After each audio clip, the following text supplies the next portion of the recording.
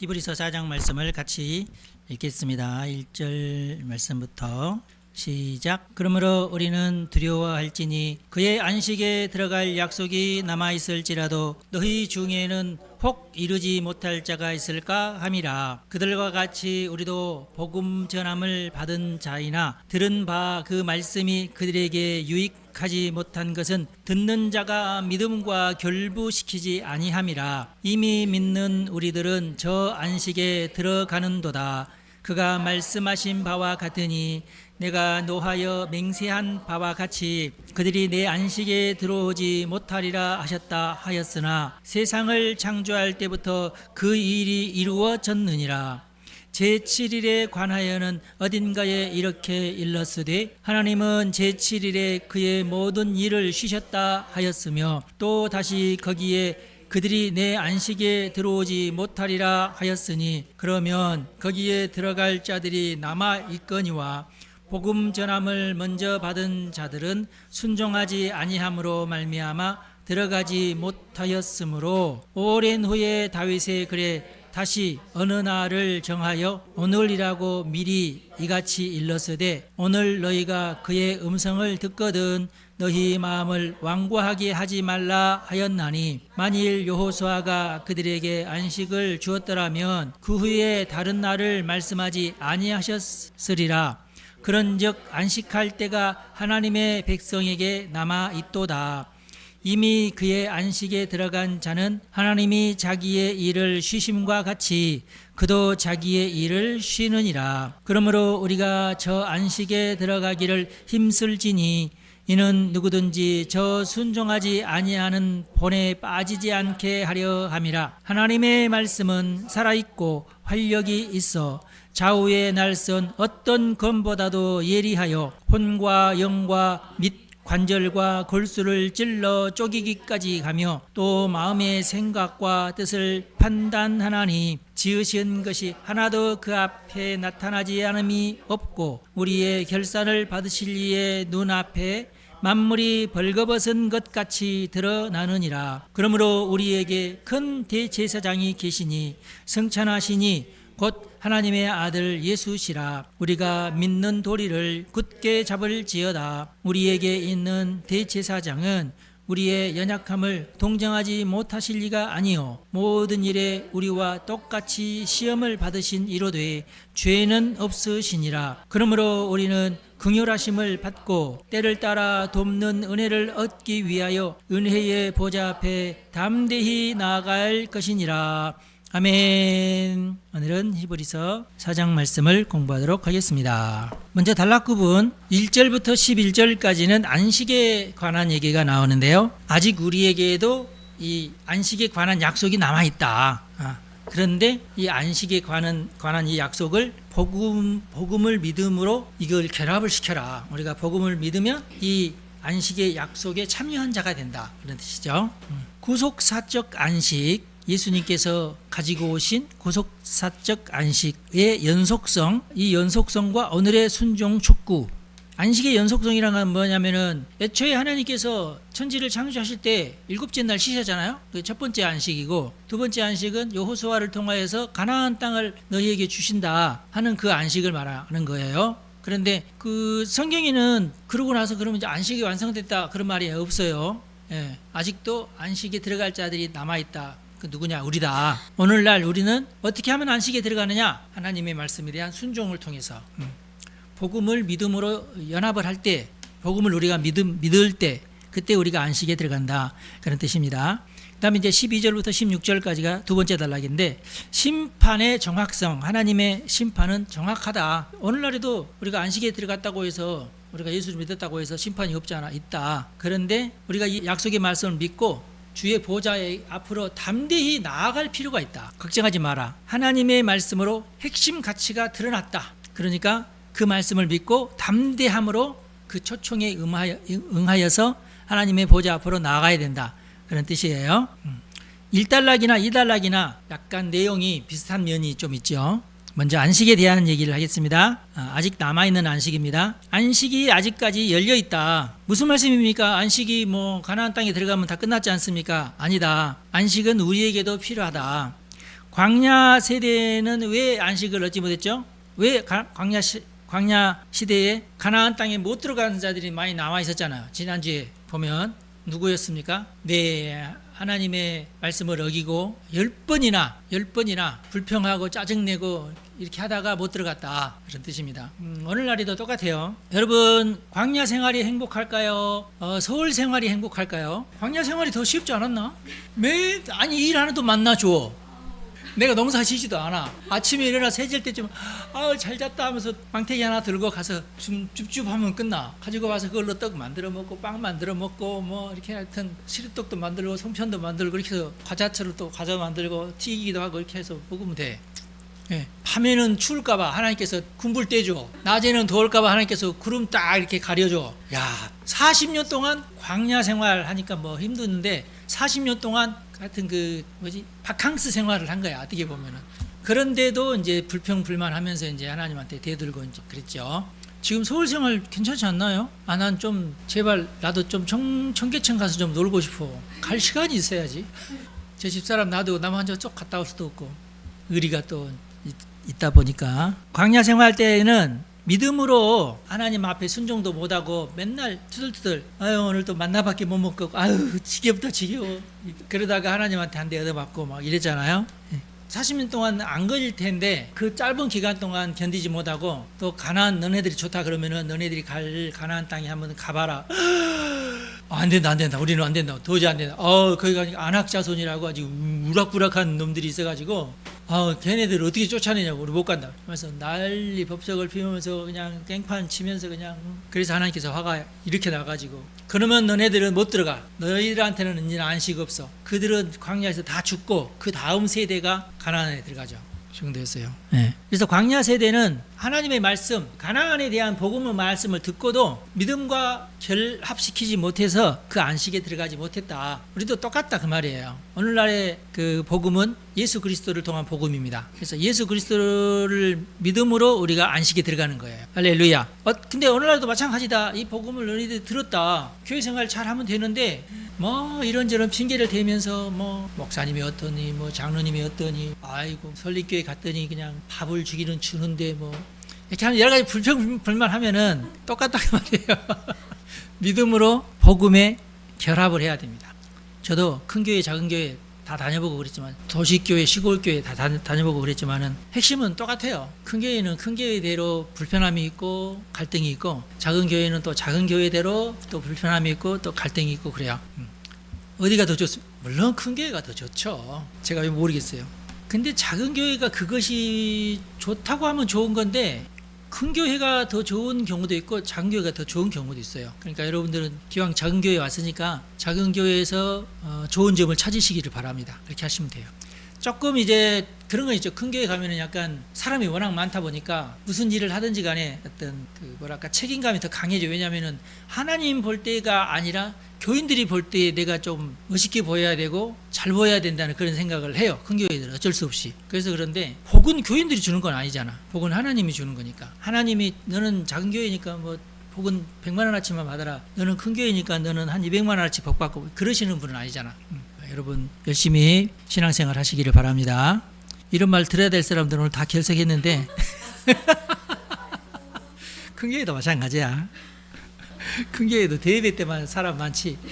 찬양 예배 때는 대예배 때 나온 인원의 한 10분의 1? 예, 10분의 1 정도밖에 안 나. 근데 우리 교회는 그래도 대예배 때 참석했던 사람들의 거의 대부분이 찬양 예배도 참석하니까 그 점은 좋잖아.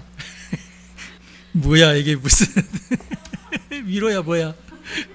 그냥 우스갯소리예요. 안식은 창조 때도 안식이고 가나안도 안식이지만 오늘날에도 안식인데, 오늘날의 안식이 훨씬 핵심적으로 중요한 안식입니다. 왜 그렇습니까? 네, 우리는 복음으로 인한 안식이기 때문에 그렇습니다.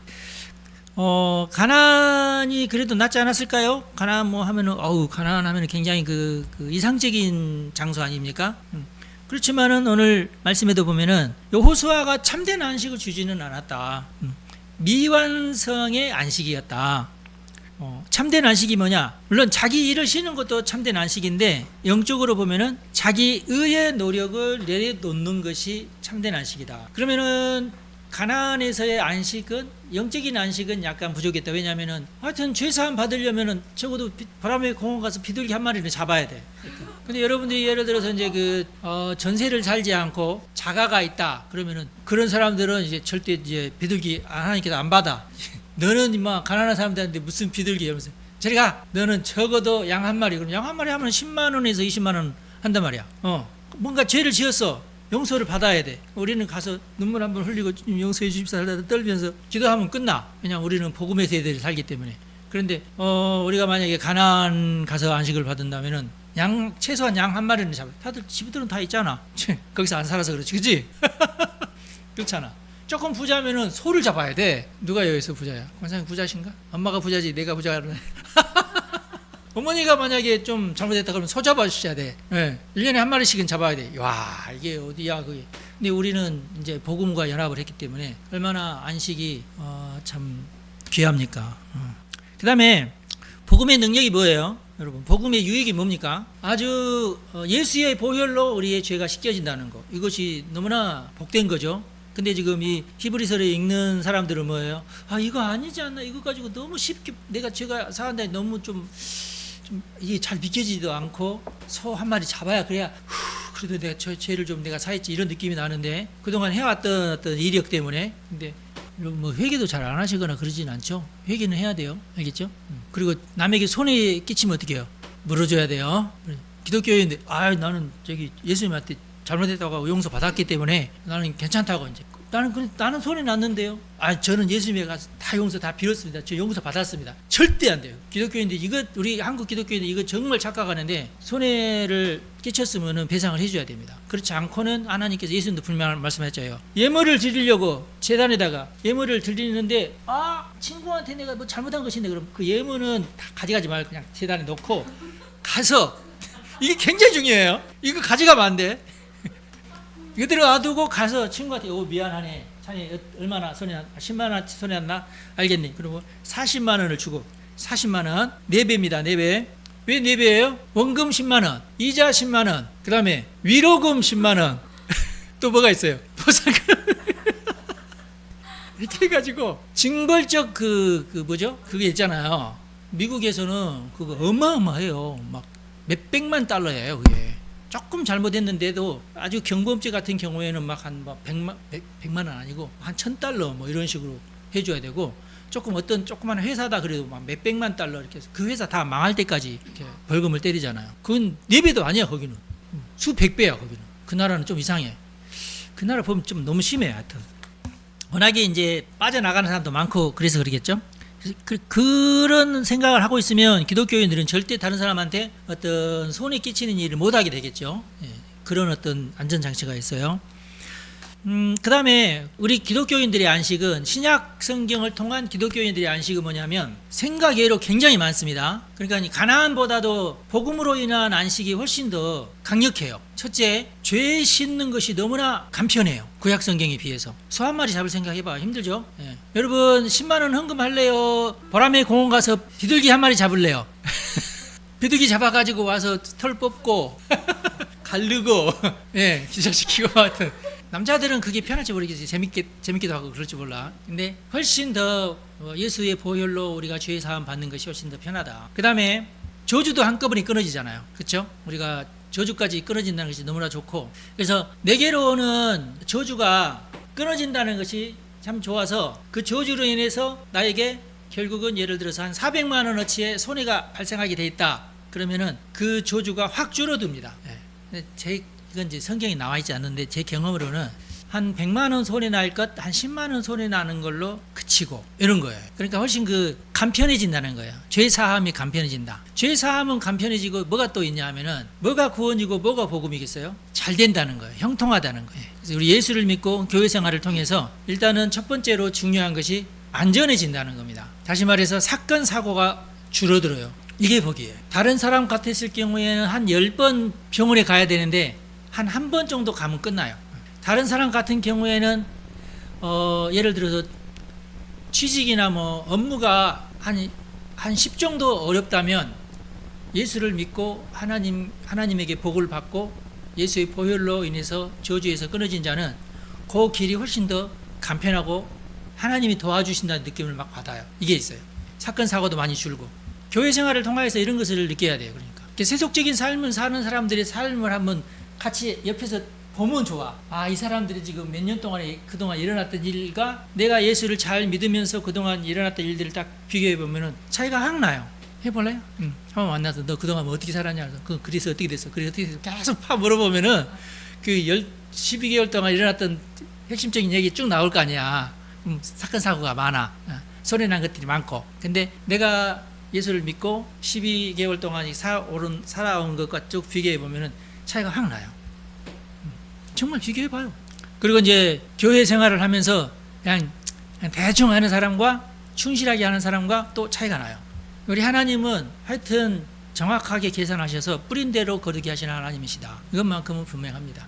내가 그만큼 참아줬으면 하나님도 나한테 그만큼 참아주시고, 내가 그 사람한테 아량을 베풀었으면 하나님도 나에게 그만큼 또 아량을 베풀어 주시고, 거기에 대한 보너스도 주시고 다 그러시는 겁니다. 하나님의 세계는 절대 공짜가 없으시고 우리가 뿌린 대로 거두게 하시는 것이 하나님의 세계다. 그런데 세속적인 사람들은 그것이 삶 속에서 자기들이 고난당하고 저주받은지도 모르고 그냥 다 이렇게 사는 거 아니야 하면서 그냥 사는 거야. 그런데 복음 안에서 교회 생활을 잘 하시는 분들은 거룩하게 살면서 자신의 자녀의 또 자녀까지 보면서 이게 보통 일이 아니에요. 쉬운 일도 아닙니다. 그런데 교회 생활 잘 하시는 분들은 그게 쉬운 일이 돼요. 그래서 참된 안식은 복음으로 말미암은 안식이 참된 안식인지를 믿으시기를 바랍니다. 자기 의의 노력을 내려놓는 거. 자기 의의 노력이 뭐예요? 자기가 생각할 때는 이게 의야. 안 해도 되는데 막 해, 열심히. 근데 그게 또 복도 안 돼. 많아, 그런 게. 쓸데없는 일을 하는 사람 굉장히 많아, 세상에. 자기 만족이지. 그게 자기 아내의 만족이거나 자기 자녀의 만족이거나 그건 또 아니야. 또 세상에 보면 그런 사람 굉장히 많아요. 그래서 자기 의의 노력을 내려놓는 거. 그러므로 우리는 그 안식에 들어가기를 힘써야 합니다. 그래서 뭐가 진짜 안식인지 우리가 복음을 통하여 알 수 있습니다. 그 다음에 12절에서 16절까지의 말씀이에요. 하나님의 말씀과 심판의 정확성.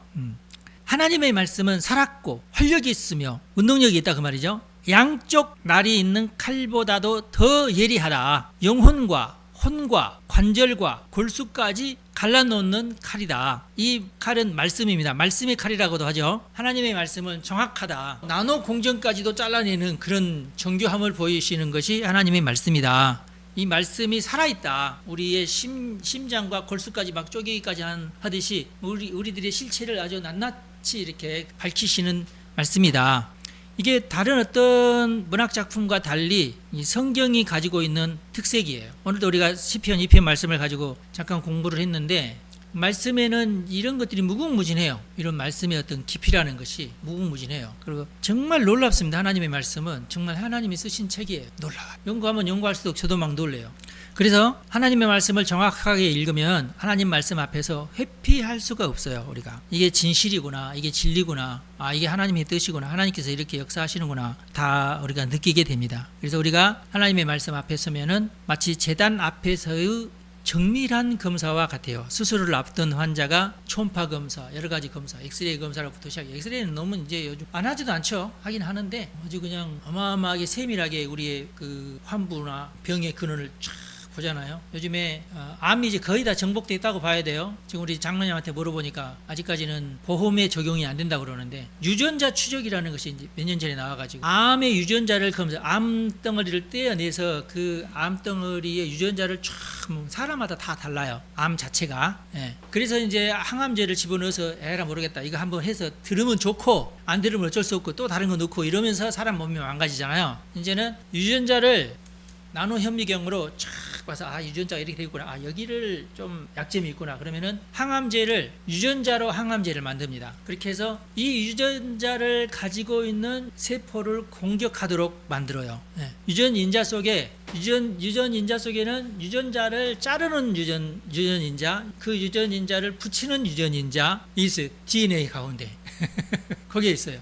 학자들이 그걸 다 밝혀냈어. 그래서 이제는 암의 유전자를 정밀 검사해가지고 이 유전자에 맞게끔 유전자를 조작을 합니다. 유전자를 조작을 해서 주사를 놔요. 그러면 그 유전자가 나노 형식으로 된 유전자가 온몸을 돌아다니면서 암세포를 공격합니다. 암세포를 공격해서 유전자 조작을 해서, 이게 정확하게는 제가 잘 모르는데 아마도 이제 죽게 하든지 하여튼 그 암세포가 몸 안에서 제거가 되도록 그렇게 합니다. 만약에 그걸 안 하면 어떡하냐면, 암세포가 어느 정도 시간이 지나면 다시금 자기가 분열을 하면서 변형을 해버려, 자기 모습을.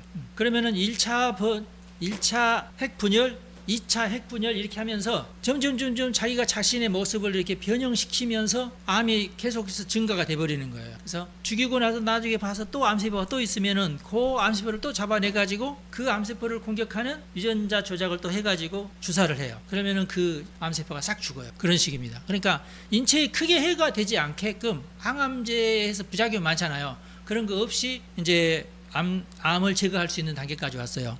굉장히 고급 기술이죠. 근데 비싸요, 이게. 1회에 얼마라고요? 27억이요? 이제 나중에는 이제 기초수급자에게도 그 혜택이 가도록 되려면 한 20년을, 그 전에 내가 죽을 것 같은데. 그 정도로 발달을 했는데, 우리 하나님의 방법은 훨씬 더 정교할 줄 믿으시기 바랍니다. 하나님은 그런 수술, 그런 어떤 정교한 유전자 조작 없이도 가능해요. 하나님은 그렇게 하십니다. 그럼 목사님 병자마다 다 돌아다니면서 다 기도해주고 안수해주면 되지 않습니까? 나도 그러고 싶은데, 그렇게 해서 헌금도 많이 받고 싶은데 믿음으로 연합하지가 않아. 믿음으로 연합하는 것이 힘들더라고 보니까. 근데 이런 경험은 많이 있어요. 정말 믿음으로 연합하는 사람이 있어요. 제가 목회를 하는데 쭉 보면은 내가 안수하는 대로 다 낫거나 그러지 않더라고. 누구만 낫느냐? 믿으면 나서요. 믿으면. 근데 암 환자가 왜 암 환자겠어요? 희한하게 그 암 환자들의 특징이 뭐냐면 잘 못 믿는 그런 특징이 있어요. 참 이건 정말 놀라운 거예요. 믿음이라는 게 보통 선물이 아니에요. 아무나 막 믿어지거나 그러지 않더라고. 어떤 분이 있었는데, 우리 하나님은 그 사람이 할 수 있는 너무나 간단한 순종을 요구하시고, 근데 그걸 정말 믿음으로 받아들이면 정말 나서요.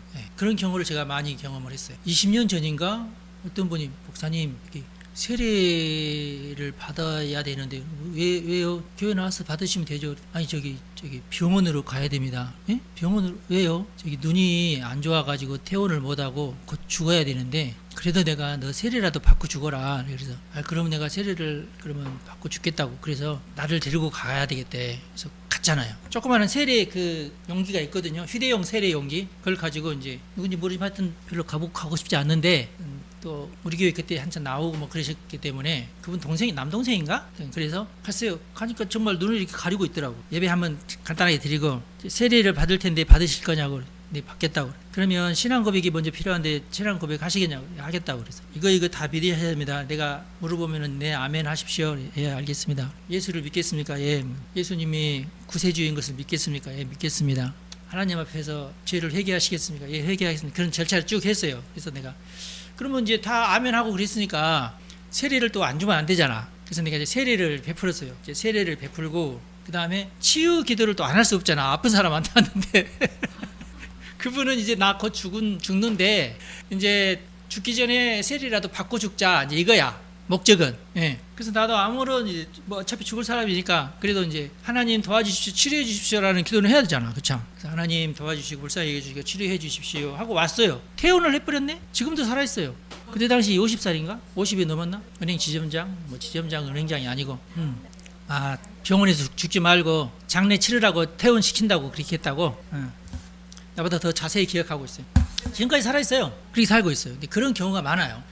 내가 뭐 일부러 주여 믿습니다, 낫게 해주십니다, 그렇게 안 했어. 그냥 어차피 돌아가실 분이니까 의례적으로 그냥 형식적으로 이렇게 하나님 불쌍히 여기시고 낫게 해주십시오, 예수님의 이렇게 기도하면 그러고 왔어요. 저는 그냥 내 능력도 아니야. 그런데 하나님께서 믿음으로 화합한 사람한테는 복을 주십니다. 기적도 베풀어 주시고. 유전자 추적 그럴 필요 없어.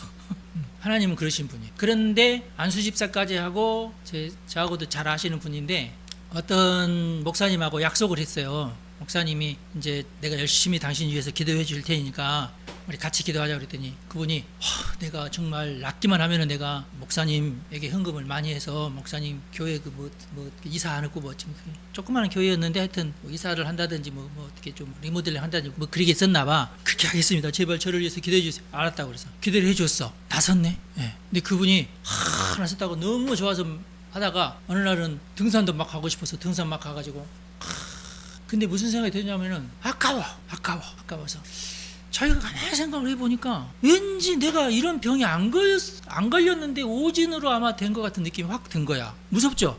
여러분, 이게 정말 무서운 거예요. 내 생각에 이건 오진이었다. 이게 이제 백혈병인가 그랬죠? 예. 그 백혈병 든 피는 까맣나요? 아니거든. 다 빨갛거든. 백혈병이니까 하얗나? 그건 아니잖아. 그러니까 자기가 생각해도 이건 아니야. 이렇게까지 씻은 듯이 났을 리가 없어. 아마 병이 아니었나 보다. 하나님, 나는 병 나선 것도 아니고 병 든 것도 아닙니다. 내가 했던 약속은 이건 사실은 없는 약속이나 똑같습니다. 그렇게 선포를 했네. 본인이 몇 달 후에 다시 재발났어요. 일주일 후에? 일주일밖에 안 걸렸어. 여러분, 그렇습니다. 무서워요. 하나님. 나서려면 너무나 간단하게 나왔고, 죽으려고 해도 정말 사람이 어떻게 할 수가 없어요. 이것은 하나님의 말씀은 살아있고 활력이 있고 양날 칼보다 예리합니다. 여러분의 혼과 골수까지 막 찔러 쪼개기까지 해요. 절대 여러분 하나님 앞에서 여러분 스스로를 변명하지도 마시고, 절대 교만해서도 안 되시고, 겸손하셔야 돼요. 복 받으시려면 겸손하시고, 핑계 막 이런 거 대시 막 거짓말 하면 절대로 안 되고, 십계명 그대로 다 지키셔야 돼요. 그거밖에 없어요. 여러분 복 받으시려면 그게 최고예요. 십계명 잘 지키는 것이 최고로 중요하다. 이건 불변의 진리입니다. 우리 하나님은 지금도 살아계시고 우리가 하는 행동까지, 우리가 지금 생각하는 생각까지도 다 점검하시는 분이시다. 그럼 우리가 어떻게 살아요? 우리 연약함을 하나님 너무나 잘 아셔. 그래서 하나님, 오늘도 내가 원망했네요. 죄송합니다. 그래서 예수 피가 필요한 거예요. 예수 피는 살인자가 회개할 때에 필요하지 않아요. 걔는 살인했으니까 평생 감옥에 있어도 걔는 그게 합당한 거야. 근데 우리는 세상 사는 동안에 세상 법망이 우리를 뭐라 하지 않아도 하나님께서는 이건 아닌데 하시는 것이 너무 많아요. 그래서 복음이 필요하다. 복음이. 그런 거 그냥 이까지 다들 이렇게 사는 거 아니야? 이러면은 그 사람은 하나님으로부터 복받는 것은 포기해야 된다. 그 사람이 그럼에도 불구하고 잘 되는 것은 4대 할아버지가 너무나 하나님께서 귀히 여기시는 믿음을 가지고 있어서예요. 하셨죠? 그게 보응이라고 성경에도 나오잖아요. 그게 보응이. 내가 3대 4대까지는 내가 복을 준다 그랬어요. 절대 여기에서 벗어날 생각도 하지 마시고, 내게 닥치는 모든 환난도 아멘, 감사합니다, 속히 지나가게 해주시고 불쌍히 여겨주십시오. 그래야 속히 지나가고 10대 맞을 것 한 대 맞고 이러는 겁니다. 억울해도 아멘, 이 또한 지나가리라. 저 사람이 오죽했으면 저럴까. 중요하거나 핵심적인 거 아니면은 참으세요. 내 어떤 그 심령이, 내 성품이 착해서가 아니라 여기서 그쳐야 되겠다. 내가 화가 나지만 여기서 그쳐. 하나님 불쌍히, 저 사람도 불쌍히 여겨주시고 나도 더 이상 죄짓지 않겠습니다. 그렇게 하면서 바로 끝내야지. 그걸 막 이래서 안 된다 저래서 안 된다 그러면은요, 하나님이 너는 네가 저 사람에게 손가락질했느냐? 나는 너에게 10개로 손가락질하겠다. 여러분, 이게 하나님의 말씀이에요. 소용없어요. 우리는 다 죄인입니다. 어느 누구 앞에서라도 내가 잘날 것이 없어요. 그렇게 살면 돼요. 그 뜻이에요. 관절과 골수를 갈라놓기까지 합니다. 하나님의 말씀 앞에서는 회피가 불가능하다. 그래서 우리에게 남아있는 것은 뭐냐? 담대함으로 주의 보호자 앞에 나가는 길밖에 없어요. 주의 보호자가 뭐예요? 십자가입니다. 십자가. 보혈의 피를 말합니다. 주의 보혈로 내 죄를 씻고 내 죄의 저주를 씻는 주의 보호자예요. 그 앞으로 담대히 나아가는 길밖에 없어요. 그래야 저주가 끊어지고, 그래 내가 자신, 내 눈이 밝아지면서 내가 더 겸손해지고, 내가 앞길을 내다보면서 세상이 이렇게 변하는구나, 내가 이렇게 준비해야지, 이렇게 되는. 그러면서 나는 부족한데요, 하나님 어떡할까요? 하나님 도와주세요. 내가 했던 것은 용서해 주시고 저를 도와주십시오. 그래, 그럼 내가 너를 도와주마. 그렇게 되는 겁니다. 담대함으로 하나님께서 우리를 초청하시잖아요. 아멘 하면서 주의 보좌 앞으로 나아가야 됩니다. 그래서 이 히브리서 4장 말씀이 굉장히 중요한 핵심적인 말씀들이 많아요. 안식일 논쟁이 있어요. 제7일은 토요일을 말합니다. 안식일이 제7일이에요. 4장 4절에 나와 있는 말씀이죠.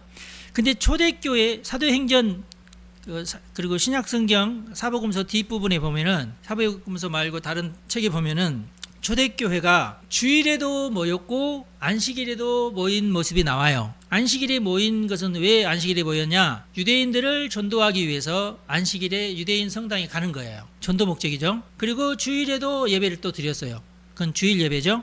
맨 처음 주일이 언제냐? 예수님 승천하시고 그 다음 주일입니다. 그때 성령이 임했죠. 그래서 성령이 임한 그 날을 우리는 주일이라고 그래요. 그 날을 부활의 날이라 이렇게 하면서. 왜 부활의 날이에요? 예수님이 안식일이 되기 바로 직전에 돌아가셨죠. 그래서 무덤으로 들어가는 시간이 안식일과 이렇게 딱 무덤에 들어가서 바로 안식일이 시작됐어요. 그렇죠? 그리고 안식일이 지났어요. 그리고 안식일이 지난 다음에 부활하셨어요. 그 부활하신 날이 주일입니다. 그래서 주일을 우리는 부활의 날이라. 그래서 우리 기독교인들은 안식일을 지키기보다는 부활절을 지킵니다. 아니, 주일을 지킵니다. 그런데 십계명에 보면은 안식일을 기억하여서 거룩하게 지키라고 되어 있죠. 자, 여기에서 이제 문제가 생기는 거예요. 예수님이 만드신 진짜 안식, 그러니까 예수님을 통한 안식을 우리는 그날을 안식으로 여겨서 지킬 것이냐, 그런 교회들도 있어요. 그런데 예수님이 만드신 진짜 주일은 어떻게 보면 7일 가운데 창조의 첫날이에요. 첫날, 첫째 날이에요. 안식일은 마지막 날이고 일곱째 날이고, 하나님께서 창조를 시작한 첫째 날은 또 주일이에요. 그렇죠? 그래서 창조의 첫째 날이자 예수님이 부활하신 날을 우리가 안식일로 여깁시다 라는 주장도 있어요. 그게 루터파 복음주의입니다. 안식일을 폐지하고 주일은 부활절이라고 해서 기념을 하는 거예요. 그러나 개혁주의, 그리고 청교도, 우리는 개혁주의입니다. 주일을 그리스도인의 안식일로 지키고 있어요. 우리는 주일을 안식일처럼. 이해가 되시죠? 그러나 제7일 안식일 예수 재림교, 길기도 하다. 하여튼 이 말은 무슨 말이냐면은 이 안식일은 제7일째가 되는 안식일을 말한다, 그런 뜻이에요. 그러니까 토요일을 말한다, 그런 뜻입니다. 토요일 안식일 예수 재림을 굉장히 중요하게 여기는 교단입니다. 그래서 교단 이름이 제7일 안식일 예수 재림교회예요. 우리는 안식 뭐라고 하나? 안식교회라고 그러나? 안식일교회라고 그러나? 우리나라에 무슨 대학이죠? 저기 보면은 중랑구 가는 길에 보면은 삼육대학이라고 있어요. 여러분들은 마트에 가면은 삼육식품, 삼육두유, 배지밀은 아니죠. 하여튼 마트마다 삼육두유는 유명해가지고 이 안식일 예수 재림교회에서 만든 그 공장에서 만든 그 공장을 안식일 하십니다. 근데 그렇게 되면은 이제 주일 그 마트에서 안식일에는 못 팔아야 되는데 그 삼육식품에서 그래요. 삼육식품에서 맛있는 거 많이 만들어요. 식혜도 삼육식품 식혜 있나? 그럴 거예요. 그리고 큰 병원을 운영을 합니다. 그죠? 청량리 쪽에 그가 제일 그 병원이 제일 클 거야, 아마 내가 알기로. 삼육대학. 그래서 우리 교단에서는 아주 오래 전에 이 교단은 재림교회는 1915년 2단으로 결의를 했어요. 교단은 2단이다.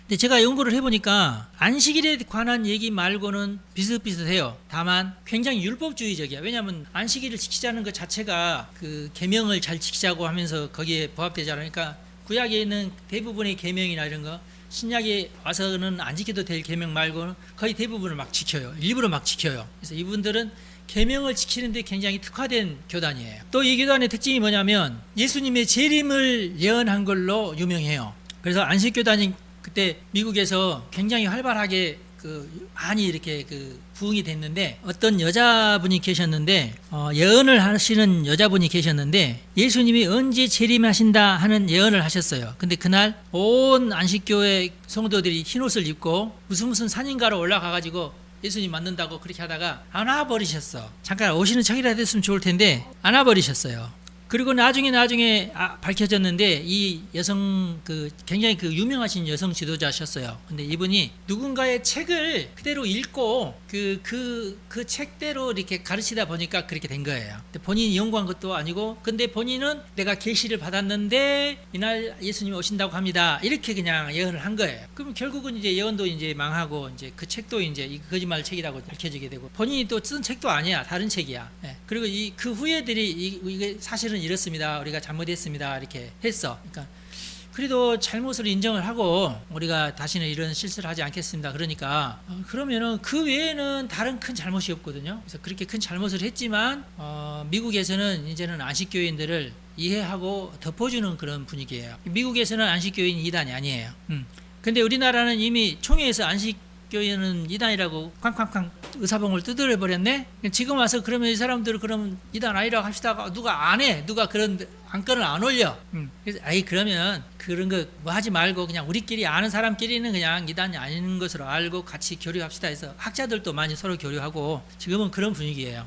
근데 아직까지 이런 분위기를 모르시는 분들은 안식교회 2단인데 이러시는 분이 있는데, 2단이기보다는 예수를 안 믿거나 예수님의 구원을 무시하거나 예수님의 구원의 도리를 무시하거나 그러진 않아요. 이해가 되시죠? 단지 조금 너무 율법적이고 이런 것은 있는데, 너무 율법적이어서 2단이라고 하기는 조금 그래요. 그런 것이 있어요. 여러분들도 알아서 하세요. 난 내 마음에서는 2단인데 그렇게 하시죠. 괜찮아요. 총회에서 이렇게 했는데 누가 뭐라 할까요? 그래서 요즘에는 이단성이 축소되어서 인정받고 있는 추세다. 자, 남아있는 참된 안식이 뭐냐? 예수의 복음으로 인한 안식을 말합니다. 은혜의 보좌로 담대히 나아가시기 바랍니다. 여러분들이 그래야 여러분의 영혼이 해방을 받고 여러분의 삶이 구원을 받습니다. 구원은 한 번 받는 것으로 끝나는 게 아니에요. 여러분이 죽을 때까지 항상 인생의 순간순간이 다 구원이에요. 병에 걸렸으면 나아야지 구원이에요. 직장을 잃었으면 취직해야 구원이야. 아셨죠? 기도를 했으면 응답받아야 구원이야. 이 여러분의 인생에 구원을 받아야 될 내용들이 많습니다. 나는 그럴 필요 없어요. 그러면 시골 가서 사시면 돼. 광야 생활 하시면 돼. 광야 생활을 우리는 구원이라고 하지 않아요. 목숨을 건지기는 했겠지만은 여러분들이 원하는 삶이 있어요. 인간에게는 그 소망이 있어요. 그것을 이제 어떤 사람은 욕심이라고 표현하기도 하고 어떤 사람은 무모한 도전이라고 표현하기도 하지만 어떤 사람은 죄에 대한 욕망으로라도 표현하기도 하지만 여러분들은 우리 기독교인들은 뭐예요? 소망이에요. 소망. 하나님 건강하게 해주세요. 욕심인가요? 소망이에요. 소망. 하나님 우리 아들이 잘 되게 해주세요. 욕심인가요? 소망이야. 소망. 그쵸? 네. 하나님 나는 좋은 사람하고 결혼하게 해주세요. 욕심이에요? 소망이에요. 소망. 여러분들에게는 소망이 있어요. 나 다 잘 살고 싶어요. 내가 잘 살면요 아프리카 불쌍한 사람들 돈 그런 거 냅두고 그게 나쁘다는 말이 아니라 핑계야. 핑계 그런 거. 그냥 내가 잘 살게 되고 싶다고 하세요. 솔직하게 하나님과 거래하려고 하지 말고 11조 잘할 테니까 돈 벌게 해주세요. 나는 그런 거 가르치고 싶지 않아. 다 욕심이고 그 잘난 척 하는 것이고 의로운 척 하는 거야. 그냥 인간은 그렇게까지 의롭지 않아요. 그냥 인간은 욕심이 많고 인간은 부족함이 많고 실수가 많아요. 그 인정하시고 사는 게 편해요. 율법주의적으로 살면 안 돼. 사람 나는 부족한 자라고 생각하고 살아야 돼. 나는 미련한 자라고 생각하고 살아야 돼. 나는 연약한 자라고 생각하고 살아야 돼. 어떤 사람은 내가 얼마나 강한데 한번 붙어볼까? 지보다 훨씬 더 강한 사람이 내 위에 너무너무 많아. 절대 그렇게 살면 나는 얼마나 지혜로운데 지보다 훨씬 더 지혜로운 사람이 너무너무 많아. 절대 그렇게 살. 이 정도면 나 이쁘지. 훨씬 이쁜 사람 너무너무 많아. 다 쓸데없는 무조건 겸손하게 사셔야 돼. 그렇지만은 나까지 끼면 이것은 자기 비하야. 이것은 더 나쁜 거야. 그렇게 살면 안 돼. 하나님이 내게 주신 몸이고 하나님이 내게 주신 모든 것인데 내 자신이 내 자신을 비하하면은 그것도 죄야. 우리는 그냥 겸손하게 사셔야 되고 소망 가운데 사셔야 돼. 하나님 나 이렇게 되고 싶어요. 근데 나는 부족하니까 하나님 도와주세요. 그리고 열심히 해야 돼요. 그렇게 사셔야 됩니다. 저 안식에 들어가기를 힘쓰시기 바랍니다. 아무한테나 주시는 안식도 아니에요. 힘써야 돼요. 어린애가 응애 하고 나오면은 먹일라면 먹이고 말라 말아 아니야. 여기서 땀이 송글송글 맺히도록 쪽쪽쪽쪽쪽 엄마 젖을 빨아야 돼. 아셨죠? 내 말은 열심히 살아야 된다고 말이야. 열심히 사는 걸로도 부족해. 더 지혜롭게 살아야 되고 막 이러잖아. 그러니까 하나님의 도움이 필요해요. 하나님 도와주세요. 이렇게. 그것을 우리는 종말론적 안식이라. 그런즉 하나님의 백성에게 안식할 때가 남아있도다. 그러므로 우리가 저 안식에 들어가기를 힘쓸지니 이는 누구든지 저 순종하지 아니하는 본에 빠지지 않게 하려 함이라. 말씀 앞에 직면하고 은혜의 보좌 앞으로 나아가라. 우리 예수님은 대제사장이시다. 비둘기도 필요 없고 양도 필요 없다. 예수님만이 대제사장이시다. 영원한 대제사장이시다. 우리가 어떻게 저 참된 안식에 들어갈 수 있느냐?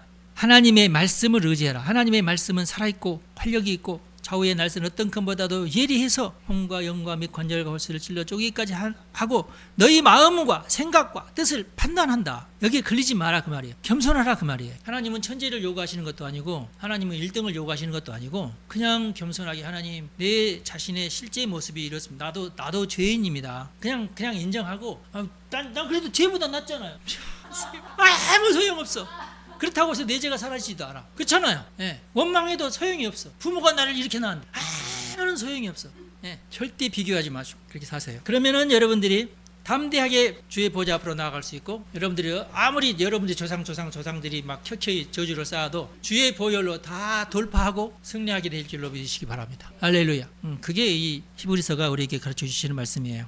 기도하겠습니다. 하나님 우리 성도들을 축복합니다. 하늘의 복으로 땅의 복으로 채워주시옵소서. 오늘 히브리서 4장에 있는 말씀이 우리가 아멘으로 받아야 될 말씀인 줄로 믿습니다. 아버지여 예수님을 통하여서 얼마나 우리에게 좋은 일을 하셨는지요.